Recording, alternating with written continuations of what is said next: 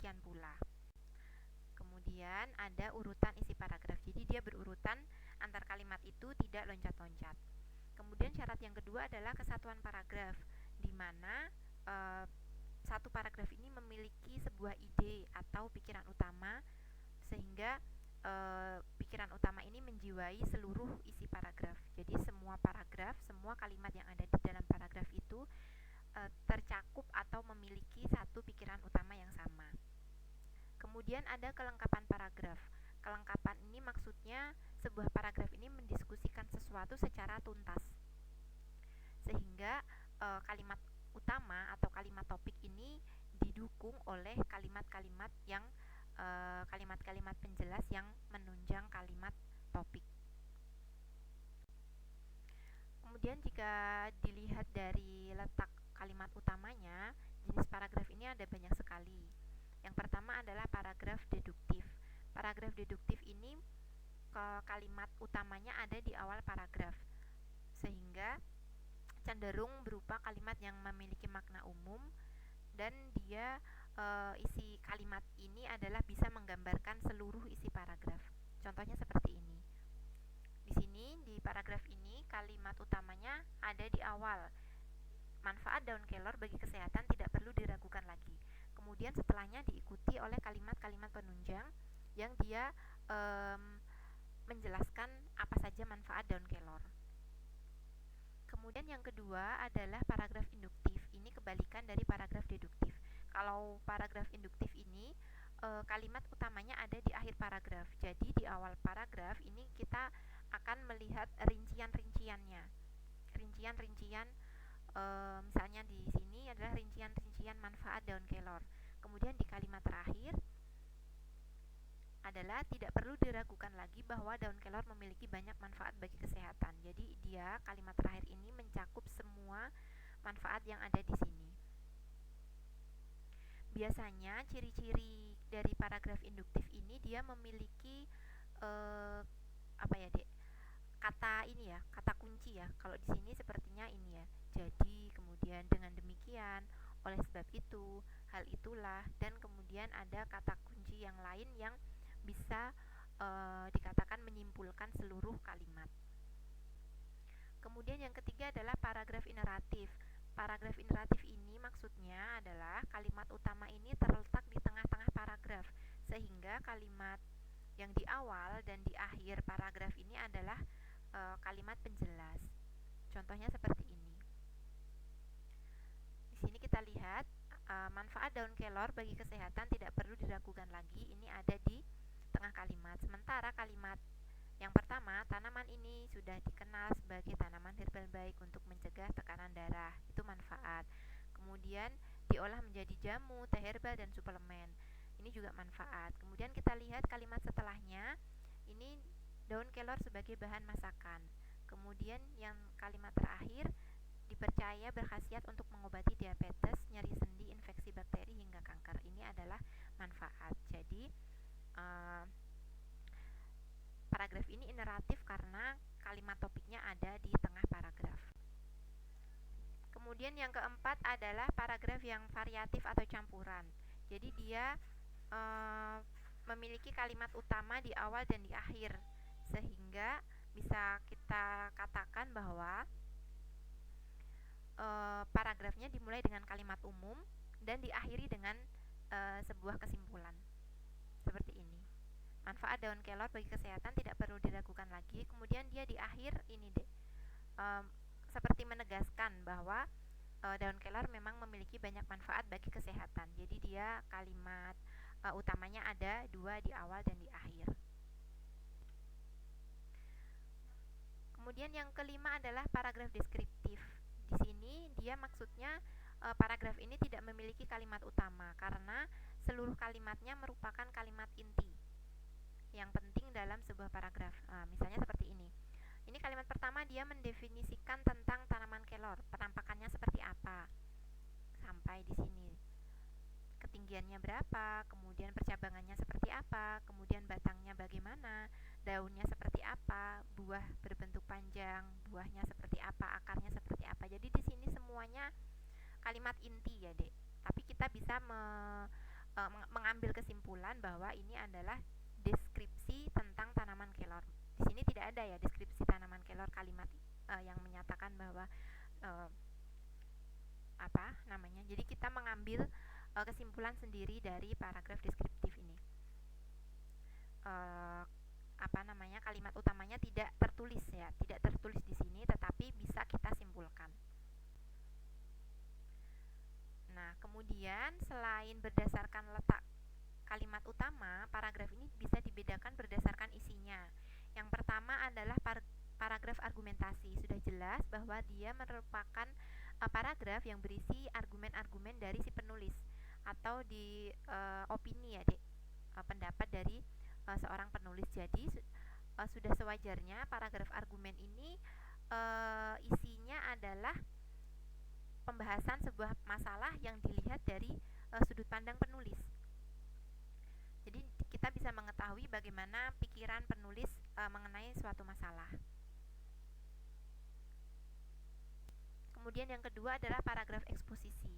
Eksposisi ini adalah paragraf yang menjelaskan tahapan sebuah proses atau sebuah kegiatan di mana dijelaskan secara sistematis ya, Dek. Nah, seperti ini contohnya, dia paragraf eksposisi atau penjelasan. Dilihat ini, flamboyan adalah tanaman yang khas dengan pohon besar dan bunga merah cerah. Kemudian dia menjelaskan di sini di kalimat selanjutnya, dia masuk dalam kingdom apa.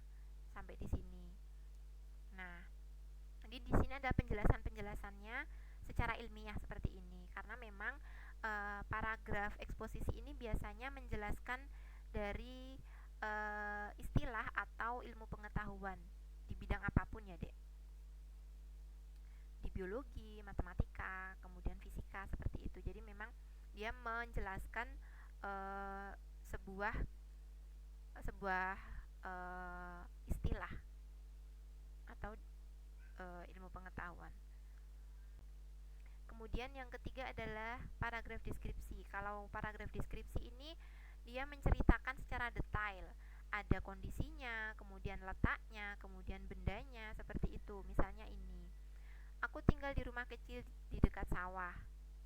Kita bisa membayangkan, rumahnya kecil di dekat sawah, catnya putih, ukurannya sekian. Jadi ketika membaca paragraf deskripsi ini, kita memiliki bayangan yang hampir sama persis dengan yang digambarkan oleh penulis di paragraf tersebut. Jadi seperti kita bisa merasakan atau kita bisa melihat langsung apa yang digambarkan oleh penulis melalui paragraf deskripsi.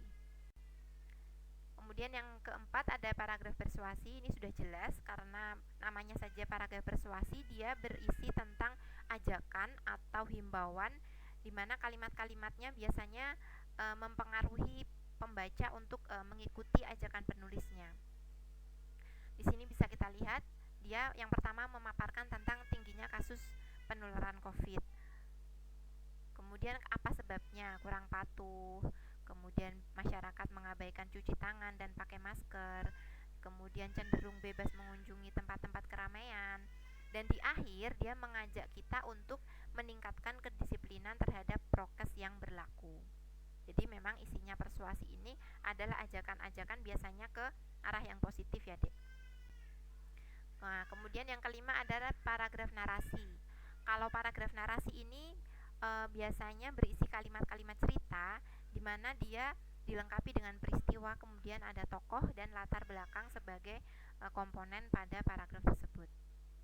Misalnya di sini kita tahu, kita baca dulu ya. Setengah berbisik mereka bercerita, namun bisikan kecil itu masih mampu kutangkap. Ternyata nenek itu menceritakan perihal mimpinya semalam. Ia melihat ada bola api menyala dan terbang, lalu jatuh di sekitar perkampunganku.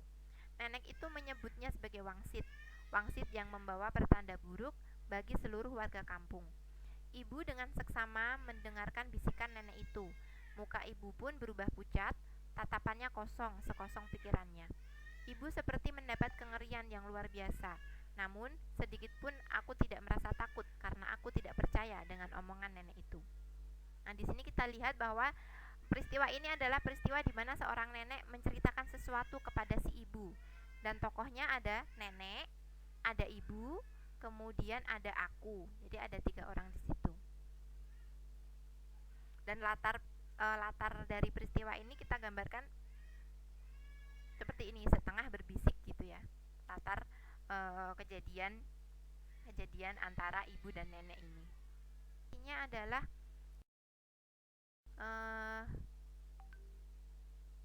kalimat topik ada di awal tadi yang khusus ke umum. Kalau ini kan dia hampir sama ya, kalimat utamanya ada di belakang. Akan tetapi kalau di di paragraf yang ini, kalimat-kalimat penjelasnya ini tidak mirip gitu deh, isinya itu tidak mirip. Sementara kalau di generalisasi ini kita lihat kemiripan, bahkan hampir sama isi dari kalimat penjelasnya.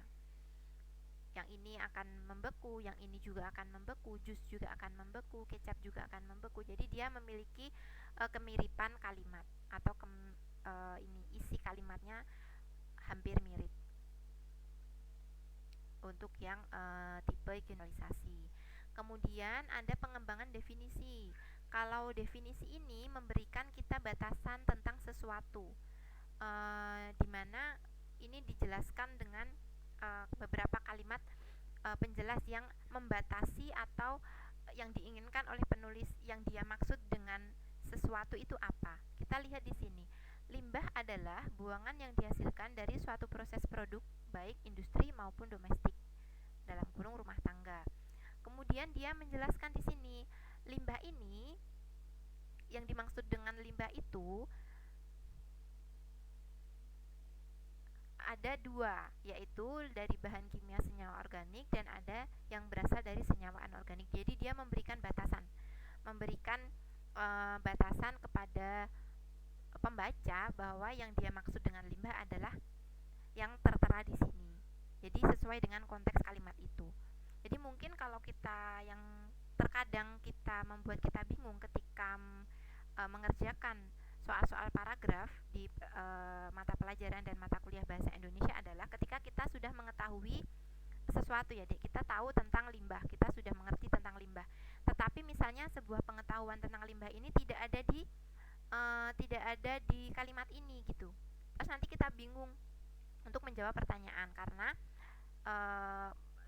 fakta tersebut tidak dimasukkan ke dalam paragraf ini meskipun fakta itu benar. Jadi di sini kadang kita bingung apa yang dimaksud dengan pertanyaan atau apa yang dimaksud dengan soal.